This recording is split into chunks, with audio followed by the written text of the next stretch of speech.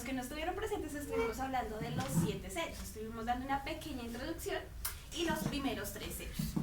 Hoy vamos a dar un pequeño repaso y vamos a dar el cuarto y el quinto sello. ¿Quién me quiere repasar cuál fue la introducción y los primeros 3 sellos de hace 15 días? Porque recuerdo que el expositor aquí presente hacía un paralelismo con las iglesias de Apocalipsis 3, que a su vez son periodos de tiempo en la historia de la iglesia cristiana, y que los sellos y las iglesias, o la descripción que vemos en Apocalipsis 3, concuerda perfectamente con las experiencias vividas por la iglesia en ese periodo de tiempo que se establece pues en armonía con la historia. Ok, sí, es una breve introducción de los 3 sellos que dio la hermana David. Pero para entrar un poco más en contexto, si alguien me puede decir cuál es el repaso del Apocalipsis 4.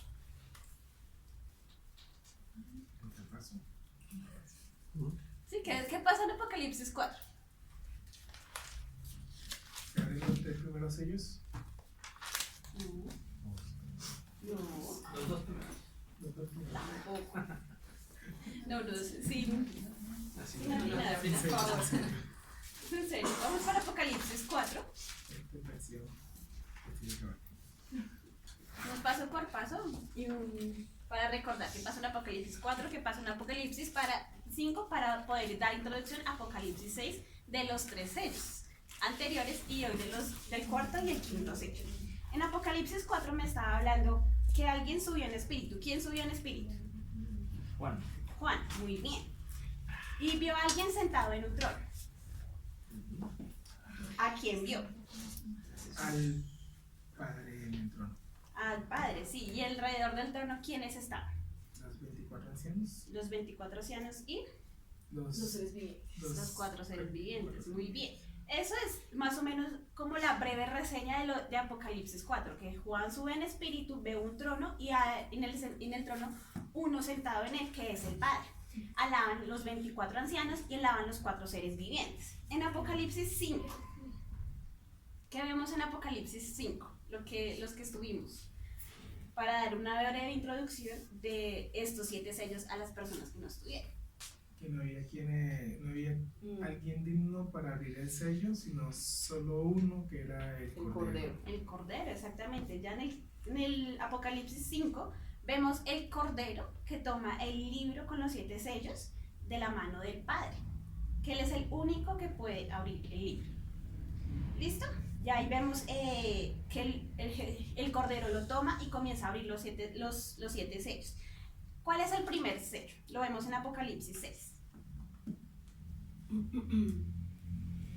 El caballo blanco. El caballo blanco. ¿Qué significa el caballo blanco?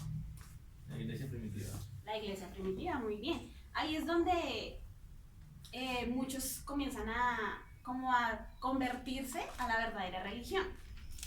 Vamos al segundo sello. ¿Cuál es el segundo sello? Caballo rojo. El caballo rojo, muy bien. ¿Qué significa el caballo rojo?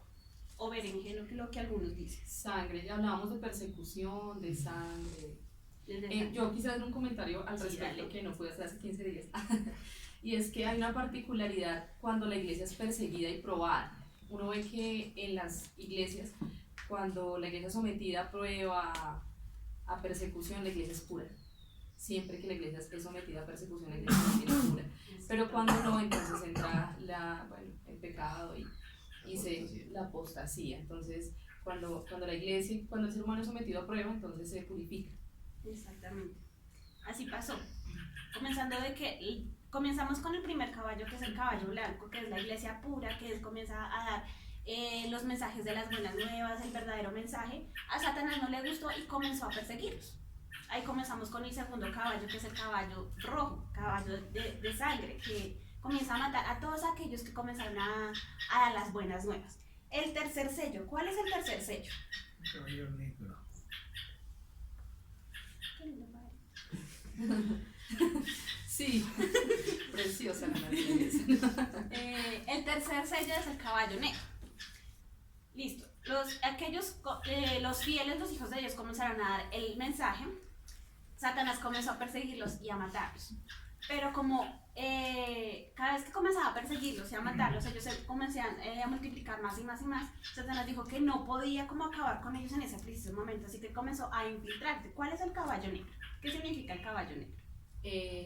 Oscuridad. En oscurantismo. Eso tiene un nombre, época de tinieblas, se llama así el capítulo, ¿no? ¿Era de tinieblas? Era de tinieblas Era espirituales. de tinieblas espirituales, es la fusión del paganismo con el edicto de Milán 313 con Constantino el Grande. Constantino el Grande comenzó como a infiltrar muchísimas cosas de paganismo a los cristianos. Comenzó a cambiar muchísimas cosas para que los cristianos comenzaran a adorarlo, supuestamente las cosas que así deben ser, y comenzó a infiltrar cosas en la iglesia para que ellos comenzaran a morir espiritualmente. Vamos para el cuarto sello, vamos para Apocalipsis 6, versículos 7 y 8, y alguien que por favor me lo lea en voz alta. Cuando abrió el cuarto sello, oí la voz del cuarto ser viviente que decía, ven. Y miré, y aquí un caballo amarillento, y el que estaba montado en él se llamaba Muerte, y el Hades lo seguía. Y se les dio autoridad de matar la cuarta parte de la tierra, para matar con espada, con hambre, con pestilencia y con fieras de la tierra. ¿Cuál es entonces el cuarto sello? Caballo El caballo amarillo. ¿Quién lo estaba montando en ese momento? Muerte. La muerte, el ¿Y Hades. quién lo seguía? El Hades. El Hades. La tumba. Sí, El sepulcro. Hades significa sepulcro, que es tumba, entonces lo seguía el Hades, la muerte lo estaba montando y quien lo seguía era el sepulcro. Entonces el cuarto sello significa que ya la iglesia comenzó a predicar, los comenzó a matar, pero como no pudo, comenzó a infiltrarse y comenzó a morir espiritualmente a aquellas personas que pues no estaban firmes. Por eso se le llama muerte. Amarillo significa la muerte. Entonces vamos a leer un poco de El conflicto de los siglos. No sé si reconocen este libro. Sí, pero no con ese color de todo. Es un poco viejo realmente. Los contemporáneos. Conflicto de los Sí, siglos. este es cinco. Este sí. Para los que algunos conservan estos libros, este es el conflicto de los siglos. No tengo bien la exactitud de la paginación de ese libro, pero pues en el capítulo 4 habla sobre qué es realmente el cuarto sello. Perdón, les busco la paginación. Se llama Fieles portaantorchas. Portaantorchas. En el capítulo 4, Fieles portaantorchas dice: la política de Roma consistió en hacer desaparecer toda huella de oposición a sus doctrinas y decretos. Trató de destruir todo lo que era herético, bien se tratase de personas o de escritos. Es decir, en el cuarto sello no solamente se perseguían a las personas que hablaban de la verdad, sino a aquel que tenía la palabra de Dios. ¿Cuál es la palabra de Dios? Les pregunto a ustedes. La Biblia. Sí. La palabra de Dios es la Biblia. Las simples expresiones de duda u objeciones acerca de la autoridad de los dogmas papales bastaban para quitarle la vida al rico o al pobre, al poderoso o al humilde. Igualmente se esforzó Roma en destruir todo lo que denunciase su crueldad contra los disidentes.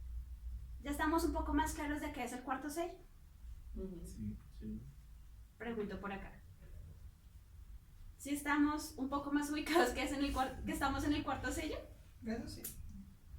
Bueno, vamos a seguir leyendo más adelante.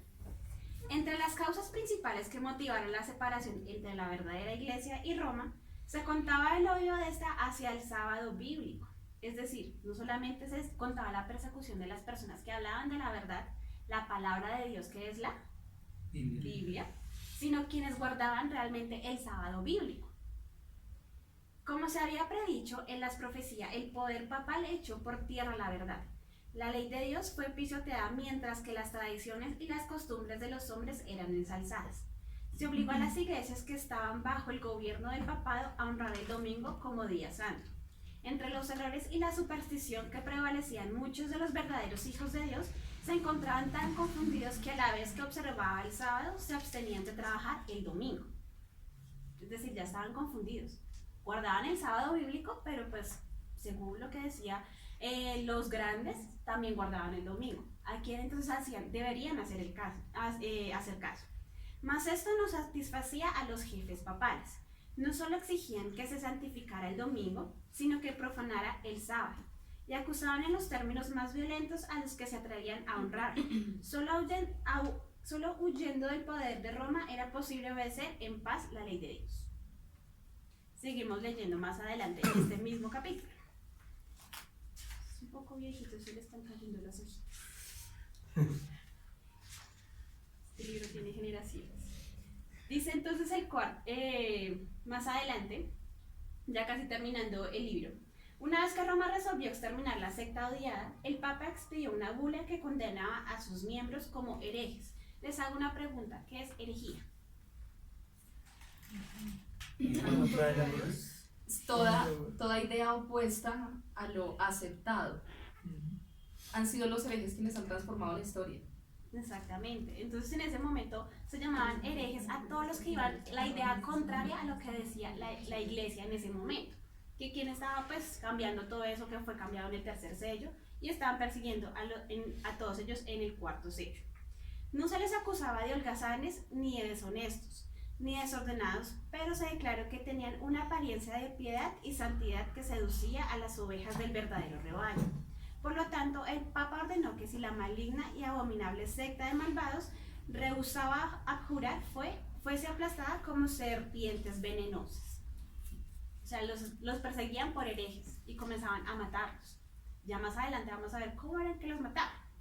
En aquella bula se convocaba a todos los miembros de la iglesia a participar en una cruzada contra los herejes, como incentivo para persuadirlos a que tomaran parte en tan despiadada empresa, absolvida de toda pena o penalidad eclesiástica tanto general como particular a todos los que se unieran a la cruzada, quedando de hecho libres de cualquier juramento que hubiesen prestado. Declaraban legítimos sus títulos sobre cualquier propiedad que hubieran adquirido ilegalmente y prometían la remisión de todos sus pecados a aquellos que mataran a cualquier hereje. Es decir, dime. No sé si ustedes saben lo que es una bula. ¿Bula? ¿Como una orden? Una bula es un documento que el Papa emite y lo produce ex cátedra. Es una de las doctrinas fuertes del catolicismo. Cuando el Papa es tomado ex cátedra, quiere decir que el Espíritu Santo se apodera completamente de la mente del Papa y lo que el Papa diga en una de esas bulas es palabra de Dios. O sea, eso no se puede refutar bajo ninguna circunstancia. Entonces, una bula papal tiene la misma autoridad de la Biblia. A ese punto también. El año pasado, el Papa emitió una bula que dice algo parafraseado de la siguiente manera, invitando a las iglesias separadas, a nuestras hermanas iglesias separadas. Debemos buscar la unidad sacrificando las diferencias doctrinales. A una cosa así. Y es una bula papal. Y es por eso que el Papa hoy está siendo visto en muchas iglesias evangélicas. Porque es palabra de Dios. Entonces, sin contar que muchos les están ayudando. Exactamente. Entonces en ese momento estaban declarando como un dictado, una bula, lo que la hermana Diana nos estaba diciendo, era que cualquiera que se declaraba en contra de los herejes, ya se consideraba para ir a matarlos, para hacerle persecución a aquellas personas que estaban pues de parte en ese momento de la iglesia papal, por decirlo así.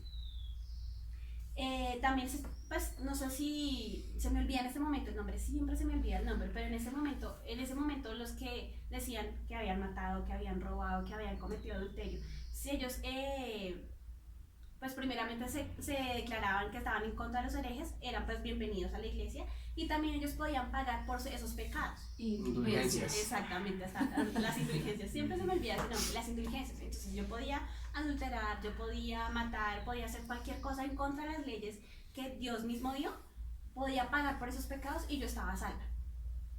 Entonces yo podía, toda la mi vida podría matar, podría robar, podría hacer un montón de cosas, pero si yo pagaba por esos pecados, pues yo estaba salva. A eso comenzó la iglesia también pues a llenarse de muchísimas riquezas. Eso es algo parecido como a los puntos de las grandes cadenas de superficie, ¿no? ¿Sí? Por un hereje que mate son 1000 puntos y por los 1000 puntos se le redimen 10 pecados, algo así. Algo así. Como falsos positivos, ¿no? Algo así. Pues contextualizándolo. Sí, Algo así. colombianicemos el tema. Gracias por comentar. Ojalá esto no nos vaya a hacer. Estamos grabando. No, esto no va a pasar nada. En YouTube se acepta todo eso. ¿No? Ok. Que me No sale la cara, por afortunadamente. Bueno, vamos voy a hacerles una pregunta. ¿Con qué iglesia se compara este tiempo? Que es de más o menos de 538 a 1798 después de Cristo. Con la iglesia de Tiatira. La podemos encontrar en Apocalipsis 2, 18 y 19. ¿Repites la fecha, por favor? 538 a 1798. Ok. Bueno. Apocalipsis. Pues yo tengo una fecha distinta, porque en el 534 cae el Imperio Romano de Occidente, y pues igual hay muchas fechas, ¿no? O sea, los historiadores han puesto varias fechas, y va hasta 1517 con las 95 tesis en Wittenberg de Martín Lutero. De Martín Lutero. Pues, igual, son como... Igual si quieren seguir otra apreciación. como el contexto histórico, también pueden leer el conflicto de los siglos. Pueden como seguir el proceso de todos los sellos, qué pasó, el O conflicto. sea que ya en el conflicto de los siglos sale la fecha, una fecha, y en donde encuentro unas fechas diferentes. Con los historiadores, Diferentes Josefo, historiadores de los primeros siglos. O sea, Flavio. tiene varios libros hablando de eso. Por ejemplo, Justo González tiene unos tomos grandísimos que se llaman Historia del Pensamiento Cristiano, y él te da pues también varias apreciaciones de fechas. Pero pues siempre pues sean diferentes fechas, pero siempre son los 3 años y medio, o los 42 meses, o los 1260 años. Más que eso cubre en sí el periodo de los 1260 años de dominio papal. Cubre todo ese periodo. Obviamente dentro de ese periodo pues está Hay varios lapsos. lo de 1517 con Lutero, obviamente también cubre todo lo que pasó con John Huss, lo que pasó con Wycliffe, Los valdenses. entonces lo que pasó con los valdenses, entonces toda esa época de la Reforma que sucedió en el mismo tiempo en que el dominio papal estaba en lo más alto, todo ese periodo de tiempo igual cubre esas fechas, entonces prácticamente pues estamos hablando de lo mismo. Exactamente, 1260 años, 42 meses, o 3 años y medio. Pero vamos a leer en Apocalipsis 2, 18 y 19, que dice acerca de la iglesia de Tiatira. Escribe el ángel de la iglesia de Tiatira, el Hijo de Dios, que tiene ojos como llama de fuego y pies semejantes al bronce bruñido. Dice: conozco tus obras, tu amor, tu fidelidad, tu servicio y tu paciencia, y tus obras últimas, mayores que las primeras. Es decir, en ese momento, ¿a quién pues estaba mencionando? ¿Qué estaba diciendo aquella iglesia?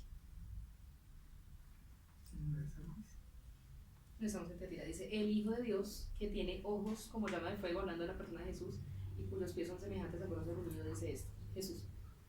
Lo estaba exaltando. Pero vamos a leer el versículo 20. Pero tengo contra ti que toleras a esa mujer Jezabel. ¿Quién fue Jezabel?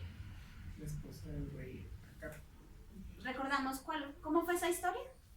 De Jezabel, que se casó con el rey Acab. Isabel, una mujer pagana, y instó al pueblo de Israel a adorar los dioses que Son de dioses falsos. Exactamente. Entonces adoraban a Baal y a, ¿cómo se llama la que era la mujer de Baal? Se me olvidaba, la que era la sacerdotisa. O sea, trató de inculcar que adoraran al dios Sol y comenzó a matar a los profetas de Dios. No es algo parecido a lo que pasa más o menos en el cuarto sello. Pero ¿quién fue el único que huyó? Elías. ¿Y en dónde se escondió? En el desierto. En el desierto. ¿Por cuánto tiempo? 3 años y medio. Que pues ahí son literales, pero ya en Apocalipsis ya son simbólicos, que son los 1260 años que la mujer se escondió de la persecución papal. ¿Sí? Vamos a ver un poco en Mateo. No sé si tengo Mateo 22. No, se me olvidó la cita. ¿Me ayudas, por favor? ¿Qué pasó en esos 1260?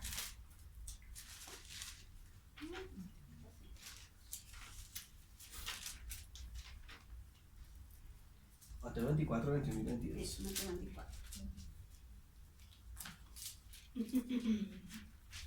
¿Alguien Dice: que, por favor? y si aquellos días no fueran acortados, nadie se salvaría, pero por causa de los escogidos, aquellos días serán acortados. ¿Hasta cuál me dices?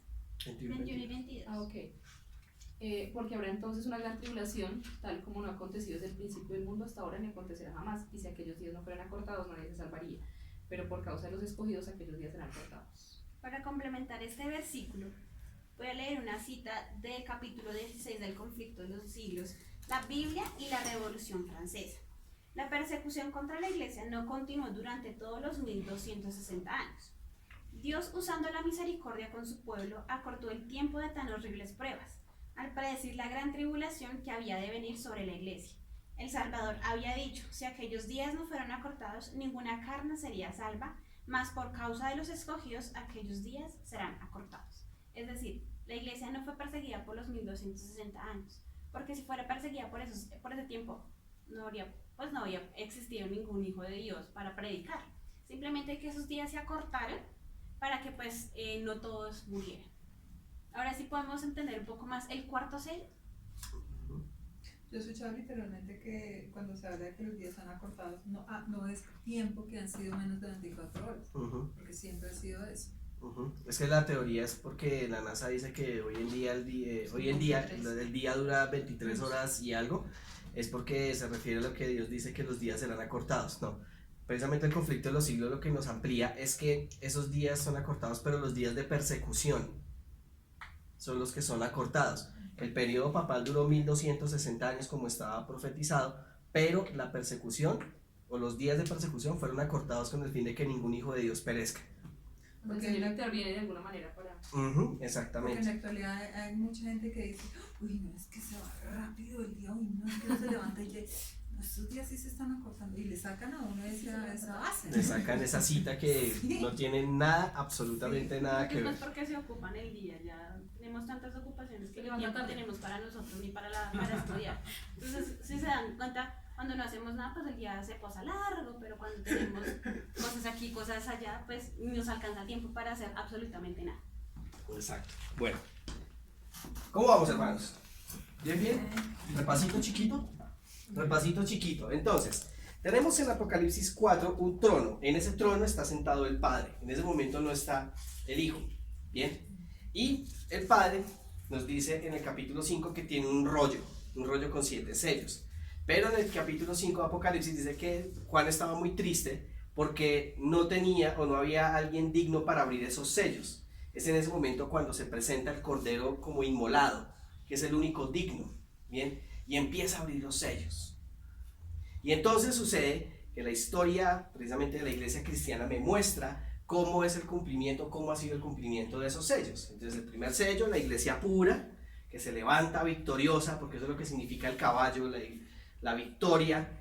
Y según el Salmo 45, ese caballo cabalga sobre la verdad. Entonces la iglesia sale victoriosa a predicar la verdad y muchos son convertidos como tal al cristianismo. Entonces, en el siguiente sello, como el diablo no le gustó que se le empezaran a quitar súbditos, entonces empieza una persecución tremenda con la Roma imperial.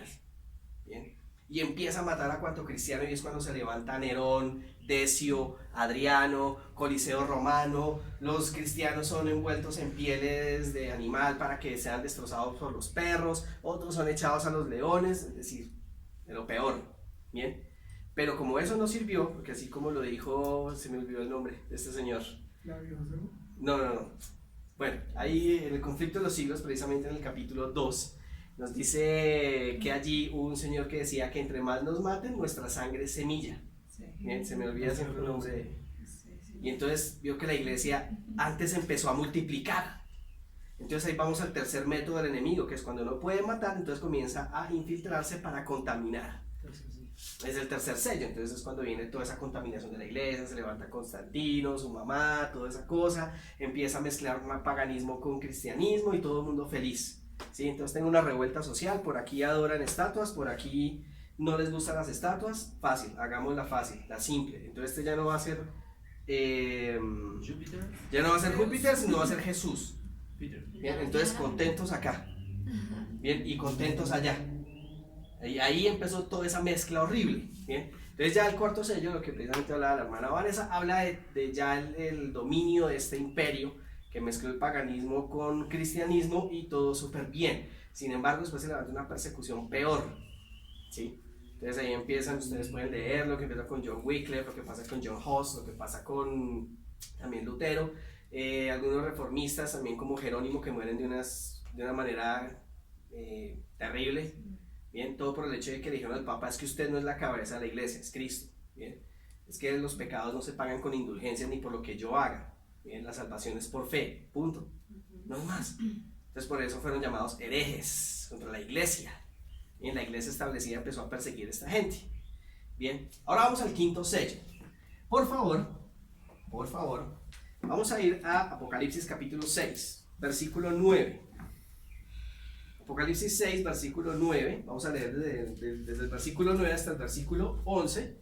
Y vamos a empezar a desglosar un poco más lo que es el quinto sello, que se divide en dos periodos de la historia. Apocalipsis 6, versículo 9 dice: y cuando abrí el quinto sello, vi al pie o debajo del altar las almas de los degollados por causa de la palabra de Dios y del testimonio que mantuvieron.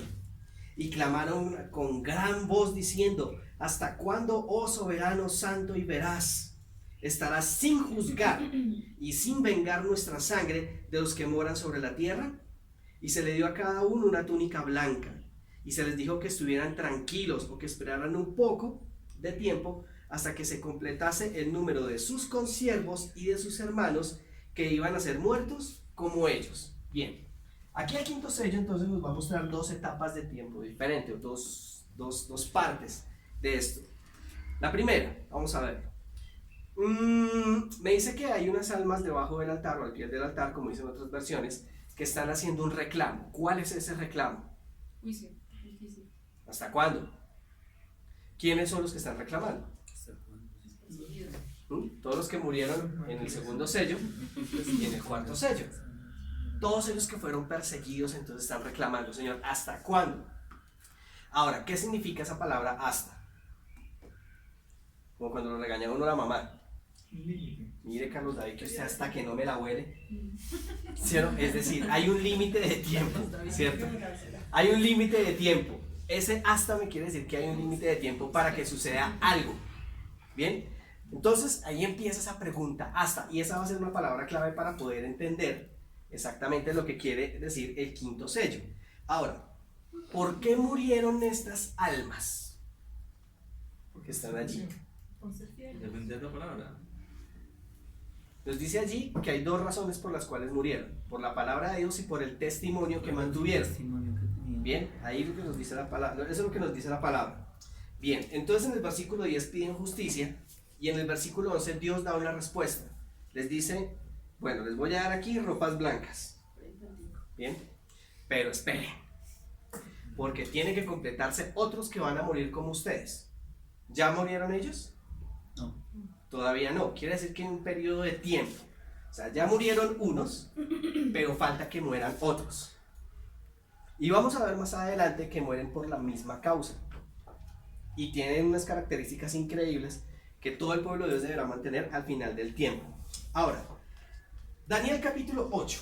Vamos a ver Daniel capítulo 8. Daniel capítulo 8. Vamos a leer, por favor, los versículos 11 y 12. Daniel 8, versículos 11 y 12. ¿Alguien ayúdeme a leerlo, por favor? Aún se engrandeció contra el príncipe de los ejércitos, y por él fue quitado el continuo sacrificio, y el lugar de su santuario fue echado por tierra, y a causa de la prevaricación le fue entregado al ejército junto con el continuo sacrificio, y echó por tierra la verdad, e hizo cuanto quiso y prosperó. Bien, ahí me está contando una secuencia de lo que estábamos hablando anteriormente con el cuarto sello. Dice, lo primero es que dice que se elevó hasta el príncipe de los ejércitos. ¿Quién es el príncipe de los ejércitos? ¿O quién es Jehová de los ejércitos? El mismo Jesús. ¿No es lo que el diablo quería? Elevarse hasta el trono. Muy bien. Y dice que quitó el continuo. Ahora, esa palabra sacrificio no está en el hebreo, ¿cierto, Yanis? Está solo la palabra continuo. Sí, haciendo referencia al ritual. A todo el ritual del santuario, o sea que no era solo el sacrificio, era todo el continuo. De hecho, cuando vemos los servicios de santuario, Dios dice que la lámpara o el candelabro tenía que estar prendida de continuo. Bien, la mesa de los panes debía tener panes de continuo.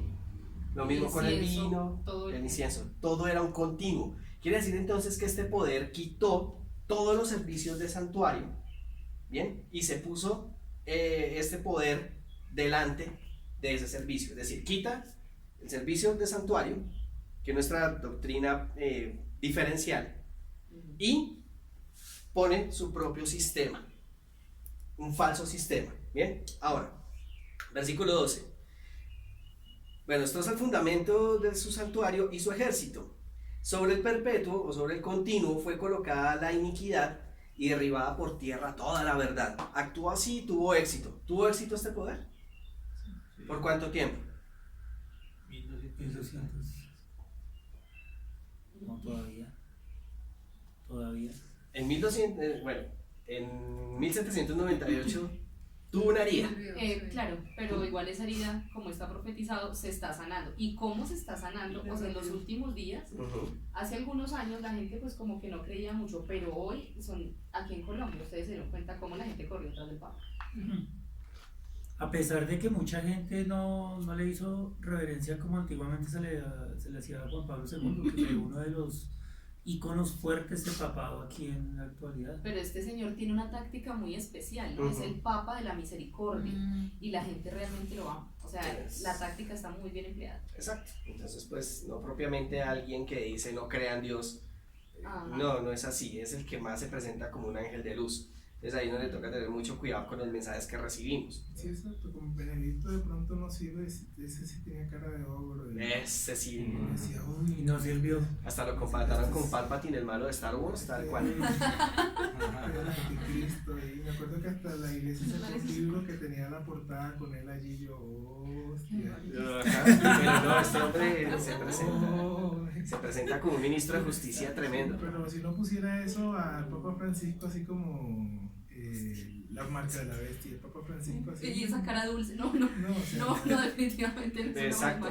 Pero a uno se le olvida mucho que no hay que buscar a alguien con cuernos y cola y tridente, sino que hay que buscar a alguien que uno crea que es semejante a la luz, a alguien bueno, a semejante a Dios. Exactamente. No se le olvida eso, que se presenta es al contrario, o sea, como un ser bueno, como un ser de parte de Dios. Eso se olvida. Exactamente, entonces hay que tener muy en cuenta también lo que precisamente el Espíritu de Profecía nos habla acerca de la falsa aparición o esa falsa segunda venida que Satanás va a hacer. Entonces, si no sabemos cómo Jesús va a venir, si no tenemos en cuenta los detalles cómo Jesús va a venir, nos vamos a terminar engañados. El mismo Espíritu de Profecía, cuando vio eso, cuando Dios le reveló eso, le mostró eso, dice que el engaño es casi irresistible. Casi irresistible. ¿Cómo va a venir Jesús? Bueno, ese es el otro tema. Pero, para otro. David, es que Sí. es lógico, porque ustedes lo leen y él dice que es necesario un día en el que todo el mundo descanse para la unidad de las familias, porque esta sociedad tiene como base la familia y hay que prohibir el tránsito de vehículos por la contaminación. A quien no se le endulce el oído con ese tipo de palabras, pues cobra sentido. Y además con el cambio climático. No, por supuesto, o sea, Eso eso es algo que cuando- va a ser aceptado porque se va a pintar de una forma muy Claro. linda. Además, cuando esta encíclica papal que habla del cambio climático con la santificación del día de la iglesia y la familia, tú lo comparas también con la encíclica de Juan Pablo II que habla del día del Señor o el Dies Domini, todo absolutamente, todo está ahí, conectadito. Yo creo que por eso es que se nos advierte de que si nos dijeran de que aquí está, irlo a ver, uno debe evitarlo, porque yo creo que si uno va, uno está desobedeciendo de una lo que el Señor mismo dijo. Precisamente por eso, si Pero dicen como- allí está, no vayan, No vaya. ni por curiosidad. Ya, porque yo creo que si uno va de una, uno ya ha desobedecido y va a caer en el engaño porque es irresistible uno de pronto ver a alguien que habla como Jesús y de pronto mueve su mano y pasa una cosa extraordinaria, obviamente uno dirá, Wow. Con esa voz dulcecita como va a hablar, ay, es que el amor, ámense todos. Y el piano de fondo. Oh, bueno. Versículo, Daniel 8, vamos a continuar. Daniel 8, versículo 13 nos dice: luego oí hablar a un santo. Y otro santo dijo al que hablaba: ¿hasta cuándo durará la visión? El continuo abolido, la iniquidad desoladora, el santuario del ejército pisoteados. Estamos viendo allí una pregunta muy similar a la de Apocalipsis 6, versículo 10. ¿Hasta cuándo? Es la misma pregunta, exactamente es el mismo reclamo. Y precisamente en el versículo 14 es donde Dios da la respuesta. Entonces él respondió, hasta 2300 tardes y mañanas, y entonces el santuario será purificado. Y si nosotros como adventistas no sabemos qué significa esto, vean, hermanos, que fácilmente podemos irnos para otro lado. Fácilmente llega, eso me acuerdo de editarlo, fácilmente llega Andrés Corson y nos saca de acá. Andrés Corson es el pastor de la iglesia, el lugar de su presencia. Hay muchos adventistas, David, que vienen el sábado a la iglesia y el domingo van al lugar de su presencia. Yo no lo puedo creer. O sea, de verdad que yo estoy en shock. Yo sí la creo. Y entonces el sábado venimos aquí y el domingo de una manera, o sea, uno dice, ¿esto qué rayos es? En el lugar de su presencia. Es más, te cuento un dato más alarmante. Van el sábado de la tarde, sobre todo jóvenes. Terrible. Entonces ahí está, si como adventistas no sabemos qué es lo que significa hasta 2300 tardes y mañanas y todo lo que implica esto, pueden venir, es más, pueden volver a invitar a Ante Gebel y Ante Gebel los arrastra. Cualquiera los arrastra. Era argentino. Un testigo de Jehová con 3 versículos descontextualizados.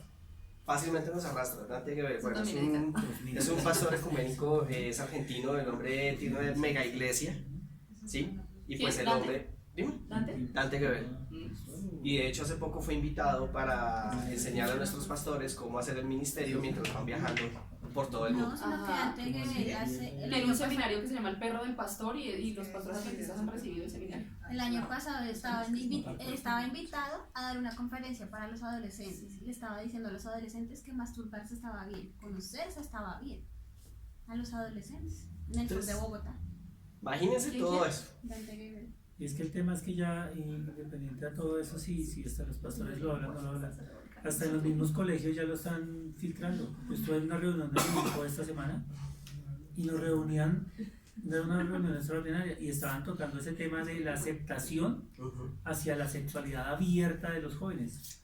De niños con niñas, niñas con niños, niños con niños, niñas con niñas. Sentido contrario. Entonces queda uno asombrado, o sea, ya nos hablaban de que yo esperaba que nos dijeran, bueno, por favor, pongan orden en su casa y aclaren las situaciones. Entonces decían, no, deben aprender a amar a sus hijos y a aceptarlos como son. ¿En dónde?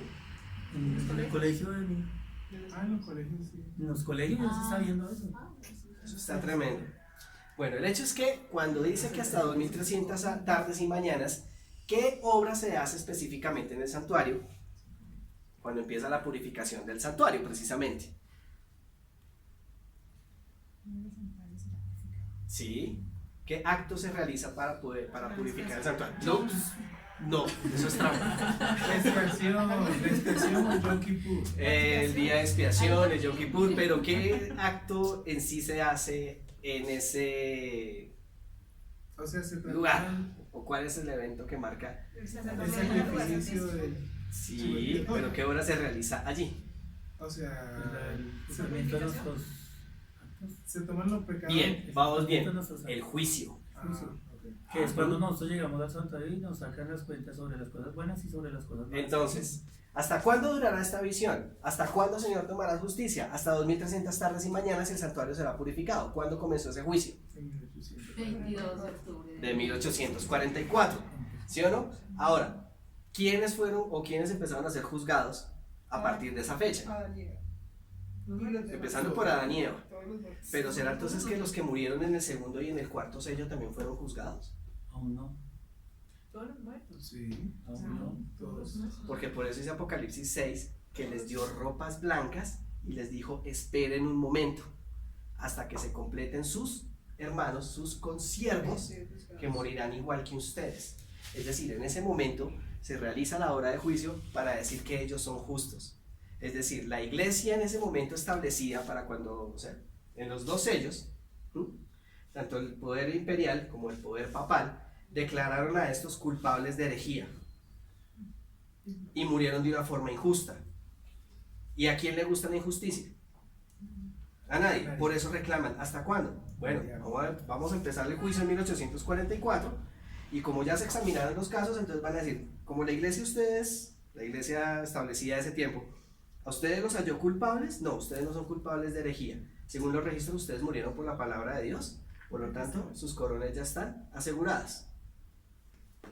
Los mártires de ese tiempo, ¿bien? De ese tiempo. Ahora, Daniel 7, versículos 21 y 22. Daniel 7, versículos 21 y 22. Dice, estaba yo observando y de pronto vi que este cuerno hacía guerra contra los santos y los vencía. Ya sabemos quién es el cuerno pequeño. Versículo 22. Hasta que vino el anciano de días y se hizo justicia a los santos del Altísimo y llegó el tiempo en que los santos tomaron posesión del reino. Estamos hablando exactamente de lo mismo. Viene un tiempo donde este cuerno pequeño actúa, vence, hasta que Dios empieza el juicio, hasta que empieza la purificación del santuario. Ahí se determina su poder. Y dice que se hizo justicia a los santos del Altísimo, se hizo justicia en favor de los santos del Altísimo. Es ahí cuando se le dan las ropas blancas de justicia a estos mártires que murieron en los sellos 2 y 4. Bien. Versículos 9 y 10. Daniel 7, versículos 9 y 10. Daniel 7, versículos 9 y 10. ¿Alguien ayúdame a leerlo, por favor? Estuve mirando hasta que fueron puestos tronos, y se sentó un anciano de días, cuyo vestido era blanco como la nieve, y el pelo de su cabeza como lana limpia. Su trono llama de fuego, y las ruedas del mismo fuego ardiente. Un río de fuego procedía y salía de delante de él. Millares de millares le servían, y millones de millones asistían delante de él. El juez se sentó y los libros fueron abiertos. Y los libros fueron abiertos. Bien. Se sentó un anciano de días. ¿Quién es? El juez, Cristo. El Padre. Tal cual. Sí, porque más adelante dice que luego vino como un hijo de hombre y se presentó delante del anciano de días. Entonces, cuando ustedes comparan este texto con Apocalipsis 4 y Apocalipsis 5, estamos viendo la misma secuencia. Primero se sienta el anciano de días, el Padre, y luego llega el Cordero como inmolado para abrir el libro, o para abrir los sellos. El libro no, el libro es abierto después. Bien, ahora, ¿cómo vamos hasta ahí? Bien, secuencia, ¿va bien? Listo. Ahora, Daniel 7, versículos 25 al 27. Daniel 7, versículos 25 al 27. Y él proferirá palabras contra el Altísimo y afligirá a los santos del Altísimo e intentará cambiar los tiempos y la ley, y les serán entregados en sus manos por un tiempo, tiempos y la mitad del tiempo. 26. Pero el tribunal se sentará para juzgar y su dominio le será quitado, aniquilado y destruido para siempre. Entonces no iba a reinar por siempre, ¿sí o no? Versículo 27. Y el reino y el dominio y la grandeza de los reinos bajo el cielo serán dados al pueblo de los santos del Altísimo. Su reino es un reino eterno y todos los imperios le servirán y obedecerán. Entonces ese momento es el hasta. El cuerno pequeño o el papado tiene la victoria por cierto tiempo hasta que empieza el juicio. Hasta ese momento es que todo le es quitado. Por eso todo este periodo de lo que habla la hermana Vanessa comprende los 1260 años, o todo el tiempo que incluyó la reforma, incluyó lo demás. ¿Hasta que empieza el juicio o hasta que termine el juicio? Se inicia. Hasta que inicia. O sea, hasta 1844. Estoy confundida ahí. Ok, ahí vamos.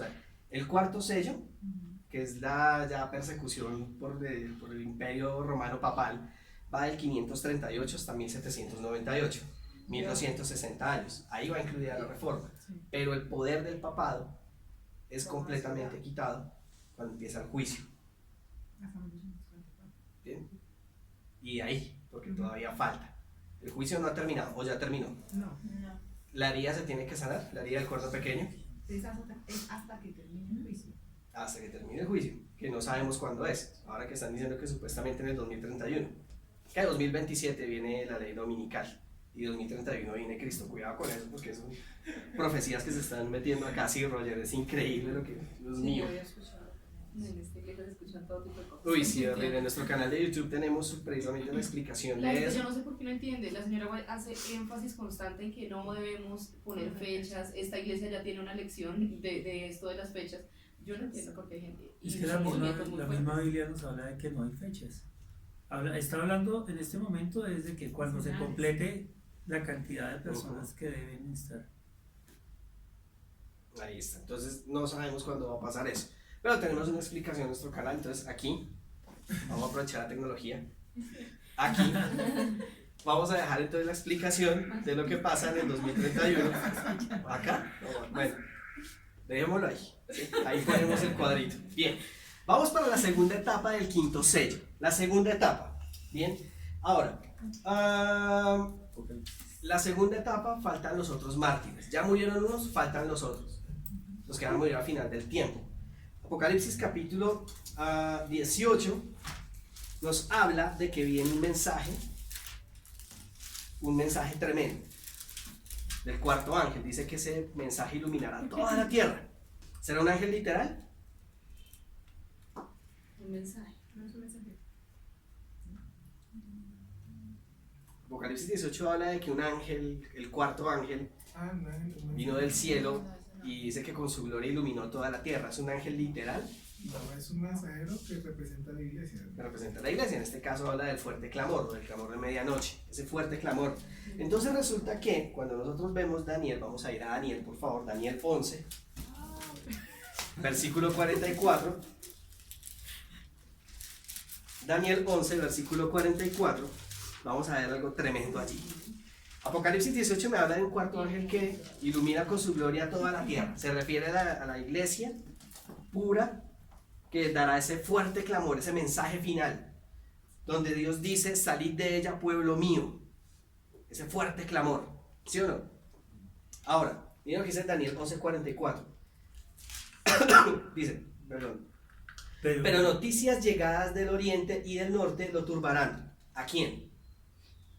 Al rey del norte. Al rey del norte, que en este caso es el papado.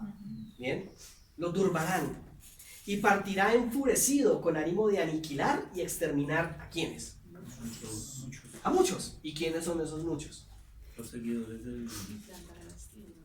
Aquellos que guardan los mandamientos de Dios y tienen el testimonio de Jesucristo. Tal cual. Entonces estamos viendo que el cuerno pequeño le turba este mensaje de salir de ella, pueblo mío, a este rey del norte. A ese toca colocarlo aquí. Entonces vamos a hacer aquí un mapa mental. Bien. Aquí entonces tenemos algo llamado papado. Bien. Entonces en la Biblia se nos presentan varios símbolos. Tenemos el rey del norte, la gran ramera, el cuerno pequeño, el hombre de pecado, la bestia, el anticristo. Todos estos símbolos representan el mismo poder, el papado. Bien, y para dejarlo claro, que tú le dijiste la vez pasada, no se trata de Francisco I. Puede que ayude, pero no es un hombre, es un sistema. Bien, y no estamos hablando mal del hermano católico. Yo vengo de allá, yo fui católico, fui rescatado de allá. Bien, sí, no, las cosas hay que hablarlas como son. Entonces, estas noticias entonces turban a este poder, porque ¿a quién le va a gustar que le quiten súbditos? Pero dice que se enfurecerá y partirá para aniquilar a muchos. Ahora, teniendo en cuenta esto, vamos a ir a Daniel 12, versículo 1. En aquel tiempo se levantará Miguel, el gran príncipe, que vela sobre los hijos de su pueblo. Será un tiempo de angustia cual nunca hubo desde que existen las naciones hasta entonces, y en ese tiempo tu pueblo será librado, todos los que se encuentran inscritos en el libro. Inscritos en el libro. Entonces dice en aquel tiempo. ¿Cuál tiempo? El tiempo de... Mira, Como todo es, bueno, pues que como no existía antes la división en capítulos y versículos, ¿sí? Todo es continuo. Entonces resulta que precisamente en el tiempo en que empieza a perseguir a muchos para matarlos y aniquilarlos, en donde dice el versículo 45 de Daniel 11 que instalará tiendas y todo eso, en ese tiempo es cuando se levanta Miguel, es decir, en el tiempo de tribulación máxima es cuando Miguel se levanta y el tiempo de gracia termina. En ese tiempo de persecución tremenda, dice que se levantará Miguel, el gran príncipe defensor de tu pueblo, y será un tiempo de angustia cual no hubo. Y dice que en aquel tiempo se salvará tu pueblo y todos los que estén inscritos en el libro. ¿Cuál? El libro de la vida. ¿Sí? El libro de la vida. Bien, versículos 2 y 3. y muchos de los que duermen en el polvo de la tierra despertarán, unos para vida eterna y otros para ignominia, para el desprecio eterno. Los entendidos brillarán como el resplandor del firmamento y los que guiaron a muchos a la justicia como las estrellas por siempre y jamás. Bien, entonces allí nos dice que habrá dos grupos de personas, que ya lo habíamos visto anteriormente. Resucitarán dos clases de personas, dos tipos de personas. ¿Quiénes son? Los que estarán en vida eterna y los que estarán en permanencia y confusión perpetua. Los perseguidores y los perseguidos. Hay dos grupos de personas que resucitan. Esto es lo que se llama la resurrección especial. Pero ¿cuándo resucitan? Sí. Jesús. Por eso dice, en aquel tiempo se levantará Miguel. Cuando Miguel se levante es cuando estas personas van a resucitar. Bien, todos los que murieron de 1844 para acá son los que resucitan. Hey, ¿pero por qué? Bueno, eso es otra lección que veremos posteriormente. Bien, sí, eso es que toca dejar varias. Pero también va a resucitar otro grupo de personas para el oprobio final. Apocalipsis 1. Bien, Apocalipsis 1.7 dice que todo ojo le verá. Precisamente en Mateo, Jesús le dice a los del Sanedrín, y veréis al Hijo del Hombre venir en poder y gloria. Venir en las nubes del cielo, perdón. Veréis al Hijo del Hombre venir en las nubes del cielo y con su séquito de ángeles. Entonces van a resucitar a Anás, Caifás, los soldados, todos los que persiguieron a la iglesia. Van a resucitar y van a ver a Cristo venir en poder y gloria. Pero también van a resucitar los de 1844 para acá. Por eso dice, unos para salvación y otros para el oprobio o para la condenación final. Entonces, Apocalipsis 6:9 me habla de los mártires que murieron por la palabra de Dios, pero Apocalipsis 20:4 me va a hablar de los mártires del último tiempo. Vamos a leer el versículo, por favor. Apocalipsis 20, versículo 4. Y vi tronos, y se sentaron sobre ellos los que recibieron facultad de juzgar. Y vi las almas de los decapitados por causa del testimonio de Jesús y por la palabra de Dios, los que no habían adorado a la bestia ni a su imagen, y que no recibieron la marca en sus frentes ni en sus manos, y vivieron y reinaron con Cristo 1000 años. 1000 años. Ahora, ¿cuál es la diferencia con el grupo de mártires anterior?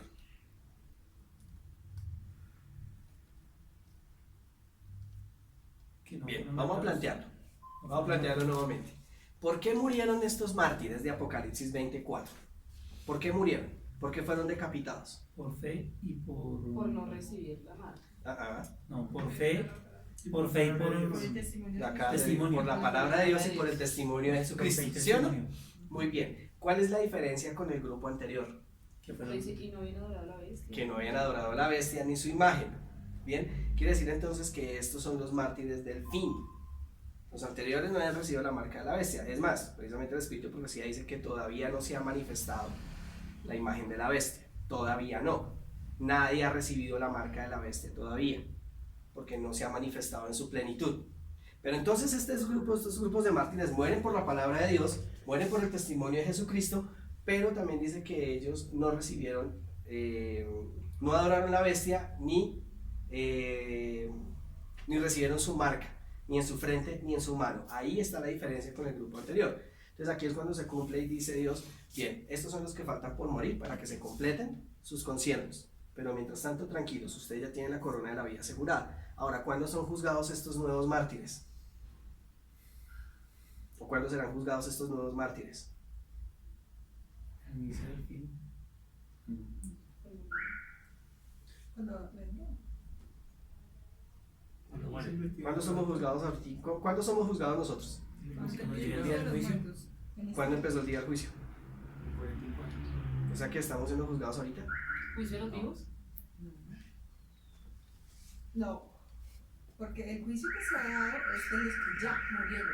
No se puede dar juicio de los que están vivos. ¿Sí? Eso es dos cosas diferentes. ¿Qué hacemos? ¿Qué hacemos con Apocalipsis 14, 6 y 7?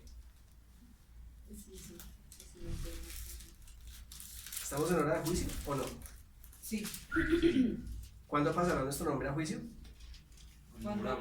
o si morimos, cuando Dios lo decida. Ajá. O si estamos Cuando vivos, cuando Él llegue, llegue. cuando llegue el creador. Cuando se complete el grupo. No puede ser. Lo que pasa es que el juicio tiene tres fases. el juicio investigador que inicia en 1844 y termina en ocasión del cierre del tiempo de gracia, el juicio milenario, que son pues, los 1000 años y será precedido por los justos, y el juicio ejecutivo o juicio final. Entonces todos los casos serán evaluados en esos 3 juicios, pero todos los casos deben ser evaluados antes del cierre del tiempo de gracia, todos los casos van a ser evaluados en el milenio y todos los casos van a ser evaluados en el juicio ejecutivo. Entonces todos los casos deben ser evaluados antes de que termine Antes el del tiempo. juicio. O sea, que ya hubo un primer juicio. Según tú me Estamos dices, entre estamos en el primer 500, juicio. de 500 a 1500, 1700. No, de 1844 al cierre del tiempo de gracia es juicio uno. investigador, es uno. Investigador. Los 1000 años de los que se nos habla en Apocalipsis, donde los santos serán quienes estudien los casos, ellos serán los jueces, es juicio milenario. Y después el juicio ejecutivo, que será hecho pues, frente a los perdidos para que entiendan perfectamente y sin duda alguna por qué se perdieron, quiénes se perdieron y por qué se salvaron los perdidos. Exactamente, o sea, es como decir esto, ahorita estamos siendo juzgados todos los que profesamos el nombre de Jesús, o ser seguidores de Jesús, sin importar si somos adventistas, bautistas, todos los que aceptamos el nombre de Jesús, ¿o no? Sin importar si estamos vivos. Sí, porque estamos vivos. Bien, viene el cierre de la gracia, hasta ese momento es cuando Dios, sí, ¿Y qué hay del versículo que dice que, como está escrito, que los hombres mueran una vez y después Eso iba del yo. juicio? vamos para allá, tranquilos. Entonces, por partes. Viene este juicio que empieza en 1844 y termina en el cierre de la gracia. Bien, ahí somos Ya, juzgados y que el todos. justo siga siendo justo. Ya. Y es cuando precisamente Jesús dice, el que sigue siendo justo, el que no, ya. Porque no vamos a tener más intercesor, ¿no? Ustedes saben que el Señor Ujú. se quita pues sus vestiduras de intercesor y ya. Obviamente quien murió en ese momento, ya su caso fue juzgado en ese periodo de tiempo. Bien, entonces se acaba. Tiempo de gracia. Ya se acabó el juicio. Entonces viene Jesús. Entonces, viene Jesús y dice que los santos reinarán con él 1000 años. Nos dice también el Espíritu de Profecía y nos amplía que allí precisamente los justos verán los libros de aquellos que no están allí, en el cielo. Hey, ¿cómo así? ¿Por qué? Vamos a suponerlo. ¿Por qué entonces mi abuela no se salvó? Vamos a ver los registros de su abuela. Sí, ella decía que amaba a Jesús, todo, pero tenía 5 hombres. Es una suposición, ¿no? Es una suposición. Tenía 5 hombres y a pesar de que iba a la iglesia, mire que ella no cambió su estilo de vida. Bien, y cuando llegó el momento, ella dijo, no, pena, yo no me voy a morir de hambre, Dios entiende que yo tengo que trabajar el sábado, porque al fin y al cabo, pues, ese será el momento para que podamos examinar los casos de por qué los que no están allí con nosotros, los que no están allí en el cielo, salvos, ¿por qué no están? Los justos tienen que saber por qué las personas se perdieron, por qué ciertas personas se perdieron. Pero el juicio ya está hecho, o sea, lo que están revisando son como los archivos del juicio. digamos. Exactamente. El juicio ya está hecho. Bien, El juicio ya. entonces ya cuando los santos saben por qué, los salvos saben por qué, entonces cuando viene el último juicio después del milenio. Entonces cuando dice el conflicto de los siglos, que precisamente en ese momento cuando ya viene el último ataque del enemigo es cuando viene y Dios coloca allí en pantalla panorámica absolutamente todas las escenas, ¿sí? Alta resolución. Precisamente porque En esa Alta parte ya, digamos, ya voy, sí. en esa parte ya, digamos, no el juicio, sino ya la ejecutoria de la sentencia. Porque ya después del milenio, después de que los salvos hayan estudiado los casos de por qué las personas que no están, por decirlo de alguna manera, ya lo que está en la ejecutoria del juicio. Ya, Lo que pasa es que los que no saben por qué no se han perdido son los impíos. Es precisamente cuando Dios abre toda esa panorámica y les muestra por qué se perdieron. Sí, pero esa es ya la ejecutoria. Eso ya es después, sí. Lo que ocurre es que cada fase del juicio tiene Tenemos a la un propósito. Cada fase del juicio tiene un propósito. Entonces, el juicio investigador tiene el propósito de vindicar el carácter de Cristo ante los mundos no caídos. Ese es el propósito. Y ellos están viendo con atención nuestros casos y el juicio que se está desarrollando. El juicio milenario tiene como propósito vindicar el carácter de Cristo ante los justos. Y el juicio final o juicio ejecutorio tiene como propósito vindicar el carácter de Cristo ante los perdidos. impíos. Nadie va a tener duda de que Jesús es un juez justo. Exactamente. Por eso es que al final los impíos dicen justos y buenos son tus caminos. Y hasta Lo Satanás complicado. se va a arrodillar, pero de mala gana. Lo que a mí me parece un poco complicado de entender, sin tener que ver con que entonces la predestinación y todo eso, es que se juzguen personas que no han sido muertas, porque hasta el último momento de aliento de vida la persona tiene juzgando personas, o no estamos juzgando, no, Dios está juzgando a personas que aún están vivas. Por su ¿Cómo podemos- omnisapiencia, no por predestinación. Por eso, ¿cómo puede...? Por ejemplo, Judas había sido juzgado sin que se hubiese ahorcado, pero no por predestinación doble, sino por la omnisapiencia de Dios, porque Él sí sabe qué decisión tú vas a tomar, Él sí sabe cómo va a ser tu vida de aquí en adelante, tú no, pero Él sí sabe, y Él podría hacer un juicio justo hoy aunque tú no estés muerta. Ahí está la cuestión, por eso dice que por eso dice en Apocalipsis 20:12 que los libros serán abiertos. ¿Sí? ¿Sabes que yo por qué me perdí yo si yo era buen adventista? Ah, bueno, ven, vamos a mirar tus registros. Mira las decisiones que tomaste. Sí, algo así. Mira las decisiones que tomaste. Sí, tú decías que me amabas, que guardabas los mandamientos, tú ibas a predicar, hacías obra de reforma pro salud. Sí, genial todo eso. Pero finalmente tu decisión final fue echarme de tu vida. Entonces, ¿es culpa mía que te pierdas? No, señor. La cosa es así. Siguiente. Sí, siguiente. Bien. Ok. Entonces, cuarto y quinto sello, ¿clarísimos? ¿Sí? Todo súper bien. Igual vamos a tener el video nuevamente ahí en YouTube, no se lo pierdan. Y suscríbanse, compartan, retuiteen, denle like, la campanita, todo. Bueno, ya saben toda esta cuestión. Y, ¿Cómo se llama el canal de YouTube? la palabra abierta se llama. Igual yo envío los videos a través del grupo de WhatsApp para que puedan entonces mirar los videos, los puedan compartir, puedan volver a estudiar todo esto y nada. Entonces nada, hermanos, vamos a terminar con una palabra de oración. ¿Sí? Bueno, vamos a terminar con una palabra de oración para entonces pasar a nuestro repaso de la lección de escuela sabática. Ahí donde estamos sentaditos vamos a ver el rostro, vamos a orar. Señor, te damos gracias por este nuevo sábado que nos has regalado y